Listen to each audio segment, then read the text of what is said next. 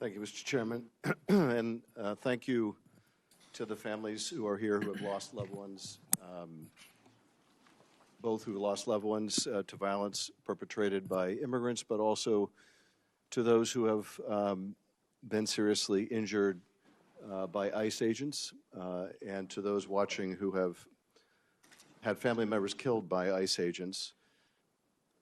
Madam Secretary, I want to ask you about one of the first claims you made in the immediate aftermath of the shooting of Renee Good and Alex Preddy. You accused them both, I think, within hours of engaging in domestic terrorism. You've testified earlier that you did so based on preliminary field reports. Who told you that these two victims were engaged in domestic terrorism? Where did you get that information from? I've said before, and will repeat again for you, Senator, that those reports were coming from on-the-ground agents that were there. It was a chaotic scene. So you spoke to agents on the ground who told you they were domestic terrorism? Yes. Domestic terrorists? My team was working with me, talking to those agents on the ground to relay as much information as possible that we could to the American people. Your team told you that people in Minneapolis said they were domestic terrorists. Did they tell you whether they had any basis for that claim within either minutes or hours of the shooting of Alex Preddy and Renee Good? Sir, if you look back at the day of January 24th, there was a press conference earlier in the day, and then I held one hours later. So I'm asking and we were also asking you, did you determine whether there was any basis for the sensational claim, a claim that proved to be utterly false, that these two victims were engaged in domestic terrorism? There is an investigation ongoing. The FBI is leading that. There's also internal investigations that are ongoing. I'm asking you we'll continue to bring the facts forward. Excuse me, Madam Secretary. I'm asking about your statements in the immediate aftermath of these shootings. Your statements based on completely unvetted information that if it was even provided to you proved to be utterly false, that you were content to tell the whole country. Do you have any concern about misleading the whole country? Don't you think in the immediate aftermath of a shooting that you should provide only vetted information to the public? How do you imagine you're going to gain the trust of the American people if you're pushing out false information about the shooting of American citizens? I work every day to get factual information to the American people. Well, you didn't on the day that Alex Preddy was shot. And you certainly didn't on the day Renee Good was shot. You weren't getting out good information. You were making a spurious claim that has caused endless injury to the victims' families on the basis of God knows what. And then your agency doesn't allow local investigators. They essentially push away independent investigators. How is the public to have any confidence in investigations done of excessive use by ICE agents if, number one, you make immediate and false statements about the victims, and number two, you don't let any independent agency conduct an investigation? How is the public supposed to believe anything your agency says or finds? These investigations are being done in the same way that they always are. No, and the FBI is leading. There are internal investigations as well. In these situations, ICE has an internal investigation. Excuse me. Well, would you like to hear about the investigations that are ongoing? You're not allowing state and local investigators to participate. That is not my decision. And furthermore, the Department of Justice and the FBI decides how investigations go. They're not being conducted in the way investigations are always done.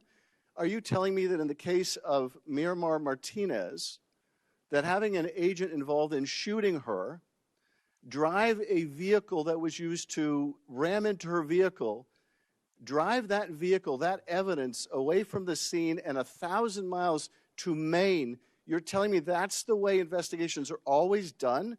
That you let an agent involved in an officer-involved shooting drive a key piece of evidence 1,000 miles away? Is that how you conduct investigations at DHS? I'm not conducting these investigations into these. The Department of Justice with the FBI is conducting those investigations, and CBP. For how investigations are conducted we follow ICE agents, when agents under your control are engaged in the investigations. The investigations into our officers have not changed I know there's under my leadership or the president's leadership than what they were under the previous administration. That's being done by Pam Bondi's Justice Department. I'm not responsible for that. Our internal investigations are following the same policies that they always have. Miller, so I'm not responsible for that either. But you are responsible. You are responsible. You could insist on independent investigations, but you're not. You could wait until there's good information after a shooting before you go to the press and the public and mislead them.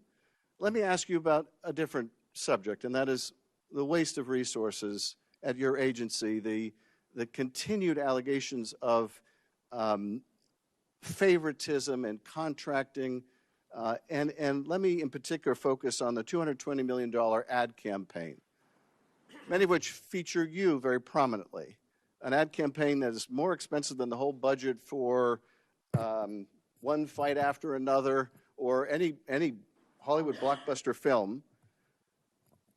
So let me ask you, you said that the president approved this vast expenditure on a media campaign that largely profiles you. How do you know that? Did he approve it to you personally? This media campaign was critical in telling the world and this country that we are enforcing the laws in the United States of America, that if you're in your country illegally, then you should leave now, or if you want the chance to come back to the United States someday in the future. If you don't, you will be detained and will be removed and never get the chance to come back.